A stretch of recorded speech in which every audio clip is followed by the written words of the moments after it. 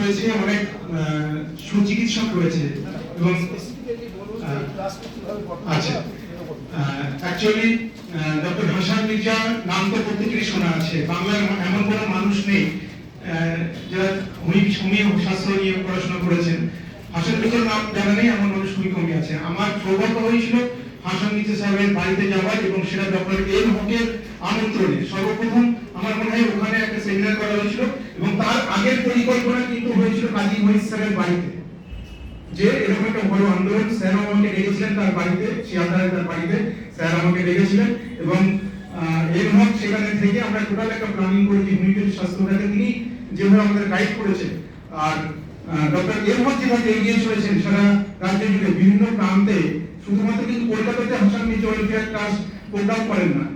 Actually আমাদের উদ্দেশ্যটা কি? ডক্টর হাসান মির্জা ওয়েলফেয়ার ট্রাস্টের আমি একজন লিগাল অ্যাডভাইজার হিসেবে, তার পরামর্শদাতা হিসেবে ট্রাস্ট গঠনের ক্ষেত্রে এবং আগামী দিনে কিভাবে ডাক্তারদের নিয়ে আরো বেশিভাবে অ্যাসোসিয়েট করা যায় সেটার আমি দেখাশোনা করি।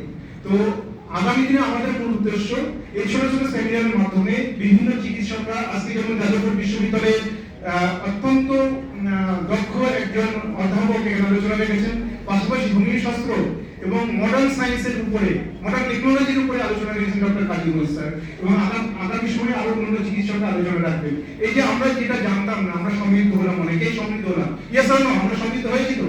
তাদের বক্তব্য আমাদেরকে অনুপ্রাণিত করেছে তো?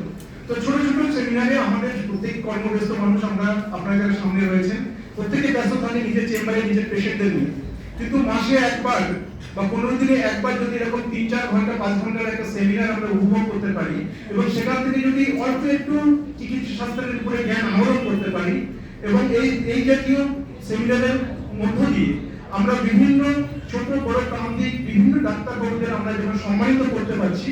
সম্মানিত কি করে? একজন মানুষকে সম্মানিত করছি আমরা, যারা সমাজের জন্য নিরলস পরিশ্রম করছেন, সেবা করছেন, মানুষকে বাঁচাচ্ছেন।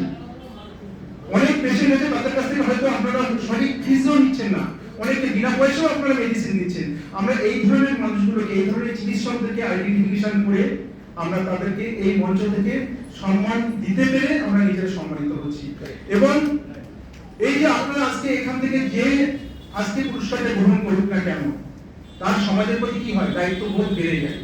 আমিও বহু মঞ্চ থেকে দেশ বিদেশ থেকে পুরস্কার পেয়েছি। আমার কি হয়? পুরস্কার পাওয়ার পরে একটা ওট আসে, একটা শপথ নিতে হয়, না আমাকে এই কাজের জন্য এই প্ল্যাটফর্মটি আমাকে একটা পুরস্কার দিয়েছে, মানে পুরস্কার কি? একটা সম্মান জানানো, কাজের স্বীকৃতি জানানো। তো সেই স্বীকৃতি ছড়েও আমার আরো দায়িত্ব বেড়ে গেল সমাজের প্রতি আরো দায়িত্ব বেড়ে গেল। তো এই হচ্ছে আমাদের মেন মোটো। আমরা চাইবো আগামী দিনে হোমিওপ্যাথিক যে সমস্ত সমস্যা রয়েছে শাস্ত্রে বা মেডিকেল সায়েন্সের যে সমস্ত সমস্যা রয়েছে, বা অ্যালোপ্যাথি, হোমিওপ্যাথি, আয়ুষ, প্রত্যেকটা ডিপার্টমেন্টে যদি মিলেমিশে আমরা কাজ করতে পারি এবং একটা সুন্দর ভারতবর্ষ যাতে আমরা উপহার দিতে পারি, সেটা আমাদের মেন মোটো। এবং সে ব্যাপারে আপনারা প্রত্যেকেই আমাদের সঙ্গে সহযোগিতা করছেন, কেউ ঘুরতে দিয়ে, কেউ পয়সা দিয়ে, কেউ পরামর্শ দিয়ে, কারোর উপস্থিতি দিয়ে। আপনারা প্রত্যেকে ভালো থাকুন, আবার দেখা হবে। এবং কাজী মহিত স্যার যেভাবে আমাদেরকে গাইড করছে, আমরা আশাবাদী আগামী দিনে আমরা আরো বড় বড় ভালো ভালো অনুষ্ঠান এবং ট্রেনিং সেশনের আয়োজন করতে পারবো। সকলকে ধন্যবাদ, সকলকে শুভেচ্ছা। আমিনুল স্যারকে ধন্যবাদ। একটা কথা না বললেই নয়, সেটা যে জলের উপরে একটা বড় কাজ করেছেন আমিনুল হক স্যার, এবং এটা বিভিন্ন রাজ্যে ঘুরে ঘুরে উনি করেন। সেটা সেভ ওয়াটার প্রোগ্রাম নামে খ্যাত হয়েছে।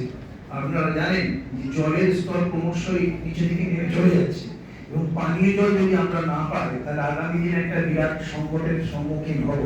যার জন্য ভূস্তরে যে সমস্ত জল আছে সেগুলো গভর্নমেন্ট অলরেডি বন্ধ করে দিয়েছে। যারা টিউবওয়েল ব্যবহার করেন সেই টিউবওয়েলের জল বিশেষ করে শহর অঞ্চলে বন্ধ করে দেওয়া হয়েছে, না হলে কিন্তু বাড়িগুলো পর্যন্ত ধসে পড়তে পারে। তাছাড়াও আমরা দেখেছি যে 24 পরগনার একটা বিস্তীর্ণ অঞ্চল এবং হুগলিরও একটা বিস্তীর্ণ অঞ্চল আর্সেনিক গ্রস্ত, এবং যার ফলে বহুদিন চিকিৎসার ফলে দেখবেন রোগ সারতে চায় না। কারোর ক্ষেত্রে এক্সিমা, কারোর ক্ষেত্রে চুল পড়া। এই যে আমরা অল্প বয়সে অনেকে চুল পড়ে যেতে দেখি, তার কিন্তু বহু ক্ষেত্রে কারণ হতে পারে এই আর্সেনিক জল। তার উপর একটা বিরাট কাজ চলছে। তো আমিনুল হক স্যার যে সমস্ত কাজগুলো করেন, তাদের সঙ্গে আমাদের ডাক্তারদের ওতপ্রোতভাবে জড়িত থাকা অত্যন্ত সমীচীন বলে বোধ করছি। এখন আমি ডেকে নেব আজকের প্রাণ পুরুষ এবং কর্মদক্ষ